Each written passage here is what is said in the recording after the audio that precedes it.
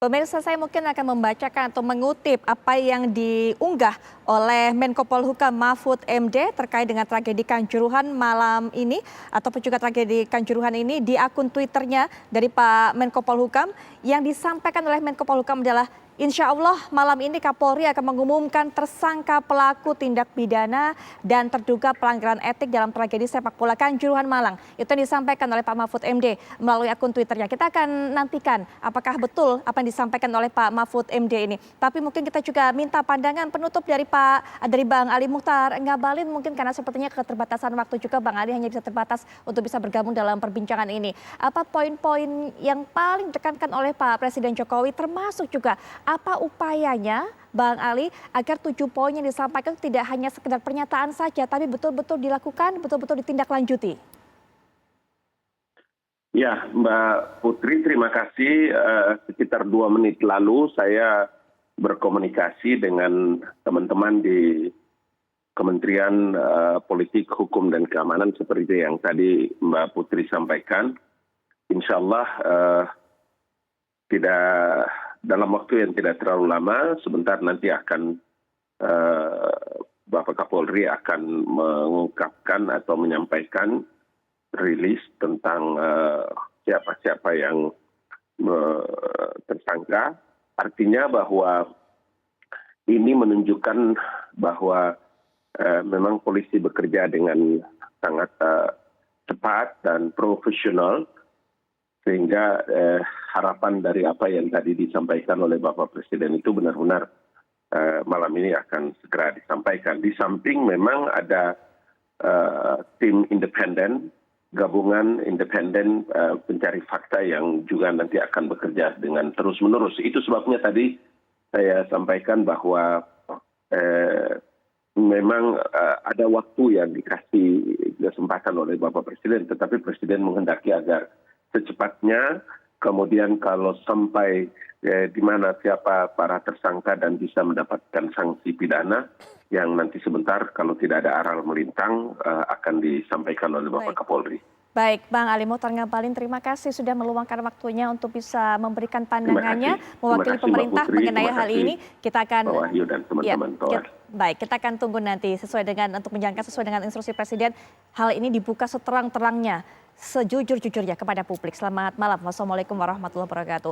Bung Toel, sampai kita menantikan tadi apa yang dinyatakan oleh Pak Mahfud MD akan ditetapkan sebagai tersangka. Kita nantikan pengumuman Kapolri. Tapi Bung Toel, kalau menurut Bung Toel seperti mungkin regulasi pertandingan atau peraturan pertandingan seperti biasanya, kapan sebenarnya pintu itu harus dibuka? Ya, kemarin kan disampaikan oleh Pak Riyad mewakili PSSI hasil investigasi bahwa sampai 10 menit menjelang pertandingan berakhir belum dibuka kan pintu. Betul. Jadi yang pertama sebetulnya saya mau mulai dengan poin tentang stadion tadi. Ya. Saya mengapresiasi Presiden memerintahkan Menteri PUPR untuk mengaudit stadion-stadion yang dipakai untuk kompetisi di Indonesia. Itu adalah hal yang positif, itu memang ranahnya pemerintah terhadap infrastruktur kan, satu hal. Tapi kalau kita tarik kaitkan dengan apa yang terjadi dengan tragedi Kanjuruhan ini, seperti yang kita lihat bahwa ada fakta bahwa pintu terkunci. Jadi sebagus apapun stadion, sestandar apapun stadion, memenuhi standar FIFA sekalipun, kalau pintunya nggak dikunci ya, kalau pintunya terkunci ya artinya tragedi seperti ini bisa terjadi. Ya. Jadi poinnya dalam tragedi Kanjuruhan ini ada kelalaian. Ada kelalaian dari pihak penyelenggara pertandingan, pelaksana pertandingan. Kalau tentang itu berarti kan ada aturan yang tidak dilaksanakan dengan semestinya.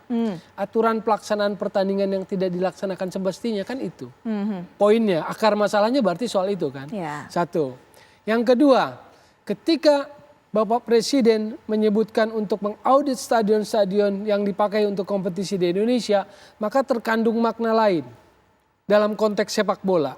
Makna lain yang saya maksud begini, setiap mau menjelang kompetisi bergulir kan dilakukan verifikasi lagi. Oke. Ya, karena direction tentang syarat-syarat stadion itu kan ada. Bukan hal yang baru, bukan hal yang aneh, yang namanya misalnya FIFA Stadium Regulation, AFC Stadium Regulation. Jadi ada tuh syarat-syarat stadion yang memenuhi syarat itu kan ada. Nah, biasanya sebelum kompetisi kan diverifikasi. Ya. Yang memverifikasi bisa PT Liga dan juga PSSI. Karena ini masuk dalam verifikasi tentang klub licensing profesional. Iya kan? Salah satu aspek dalam klub licensing profesional kan infrastruktur. Baik, baik. Stadion salah satunya. Berarti itu sudah dilaksanakan. Ketika Bapak Presiden menyebutkan tentang bahwa stadion akan diaudit ulang, berarti ada masalah dalam verifikasi yang dilakukan oleh PSSI dan PT Liga Indonesia kita Warung. kita sampai di situ. Tapi sebelum nanti kita akan dengarkan bagaimana pandangan dari juru bicara PSSI, sebelum saya kenalkan juga, Bung Toel, siapa yang harus paling bertanggung jawab mengenai masalah pintu terkunci ini? Panpel kalau dalam hal pintu terkunci. Panpel yang harus tanggung jawab. Ada kelalaian, berarti soal aturan kan? Baik, nah kita juga akan mendengarkan bagaimana pandangan dari juru bicara PSSI Bapak Ahmad Riyad. Assalamualaikum warahmatullahi wabarakatuh. Selamat malam Pak Ahmad Riyad. Waalaikumsalam warahmatullahi wabarakatuh. Selamat malam buat semuanya. Baik, Pak Ahmad Riyad, tadi baru saja disampaikan oleh Bung Toel, ini salah satu hal yang harus diperhatikan adalah mengenai evaluasi, verifikasi stadion selama ini bagaimana dijalankan oleh PSSI. Dan juga terkait dengan kejadian ini, dari pihak PSSI sendiri mendapat laporan seperti apa Pak Ahmad Riyad? Ada berapa pintu kemudian yang terkunci sehingga penonton tidak bisa keluar? Hasil investigasi yang untuk konstruksi intern family football di Komdis itu ada 2 pintu yang sangat dibutuhkan saat itu untuk keluar, ya masa yang banyak kena gas asap di dalam sehingga turun ke pintu keluar, tapi kenyataannya terkunci. Pintu berapa dan pintu berapa Pak? Nah, padahal seperti yang Bung Tommy tadi sampaikan, harusnya min 10 menit, 15 menit malah ada yang sudah harus dibuka stadionnya. Nah, seperti itu. Jadi ini memang betul, memang ada kesalahan dan kelalaian dari Panpel untuk mengantisipasi mulai dari masuknya supporter ke lapangan sampai penyelesaian masalah masuknya supporter dan keluarnya dari stadion. Yang pencairannya itu lambat. Ya, Pak Ahmad Riyad, ini pintu berapa saja yang dikunci? Karena ada 2 pintu tadi, dari total ada berapa pintu? Dan sebenarnya masalah penguncian pintu ini, Pak Ahmad Riyad, ini perintah siapa? Siapa yang menentukan pintu mana yang dibuka, pintu mana yang dikunci, Pak? Itu Panpel itu koordinasi dengan anggotanya untuk yang bawa kunci di sudut-sudut itu ada kira-kira ada, kalau tidak salah itu 13 pintu atau 13 pintu kalau tidak salah, itu ada 3 pintu. Cuma perlu diketahui dari pintu besar itu juga dibagi lagi menjadi pintu kecil seperti yang ditayangkan di TV itu. Jadi ada pintu kecilnya itu.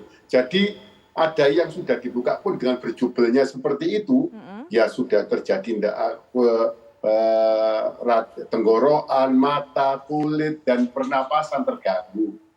Itu yang sangat nggak boleh. Jadi ini sebab akibatnya panjang. Jadi bukan hanya dari pintu saja, tapi dari unsur yang luar biasa juga. Utama terakhir finishnya di pintu. Ini yang jadi kendala terakhir. Baik, nah ini kan kendala terakhir.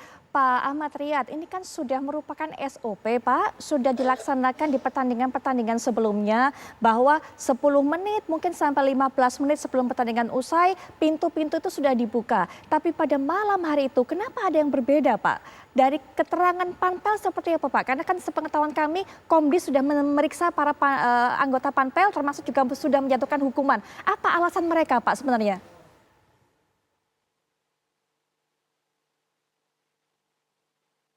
Pak Ahmad Riyad? Saya. Ya, silakan. Pak, bisa mendengar? Diulang, Mbak. Ya, baik Pak. Dari hasil sidang Komdis yang sudah dilakukan, sudah mendapatkan keterangan dari pihak Panpel, Pak. Apa alasan Panpel pada hari Sabtu malam itu kemudian tidak seperti di pertandingan-pertandingan sebelumnya, Pak? Kemudian mengunci pintu-pintu itu. Jadi pertandingan kan terjadi beberapa pertandingan, ada yang big pertandingan, ada yang sedang lawannya, ada yang tidak ada supporter, ada kurang. Jadi pertimbangan salah satu yang keterangannya, tapi nanti lebih jelasnya yang di putusan Komdis, itu jelasnya ada istilah kalau dibuka cepat, takut penonton dari luar masuk. Walaupun ini tidak ada alasan sebetulnya, alasan apapun tetap salah. Karena penonton keluar, kalau penonton yang di luar yang tidak punya karcis bisa masuk walaupun kurang 15 menit, memang ada yang bergerombol di depan untuk segera masuk biasanya kalau ada pembukaan. Tapi itu bukan alasan, karena wasit Wasit pun di menit 81 bisa mengakhiri pertandingan bila dirasa ada penonton yang masuk dan berpotensi mengganggu jalannya pertandingan. Itu boleh sah mengakhiri pertandingan. Tapi ini nggak dilakukan dengan pertimbangan itu, tapi akibatnya nggak dipikirkan, akibatnya sejauh ini. Yang nggak bisa diganti dengan apapun, nggak bisa ini kejadian ini sudah. Baik, jadi itu, Itu, Mbak. ya, jadi itu yang menjadi alasan Panpel, Pak, sehingga tidak melaksanakan SOP yang padahal pada pertandingan sebelumnya secara otomatis dilakukan 15 menit sebelum laga ini dibuka. Nah, ini ditutup karena takut untuk mencegah. Ini harus saya kembali konfirmasi dan harus saya kembali ulang, Pak. Jadi untuk mencegah kekhawatiran itu bahwa ada penonton dari luar untuk masuk ke dalam, itu alasan mereka ya, Pak? Salah satu dari Panpel yang seperti itu, Pak. Jadi kalau dibuka itu memang dari depan bergerombol masuk menyerang ke stadion. Baik. Nah, itu nggak ada masalah. Dari luar, kita sampaikan dari luar pun masuk nggak ada masalah. Baik. Kalau dirasa kacau, wasit bisa mengakhiri pertandingan. Baik Pak Ahmad Riyad, kami tahan dulu sampai di situ Pak, keterangan-keterangan ini. Kita akan lanjutkan nanti ya Pak, setelah jeda kami segera kembali.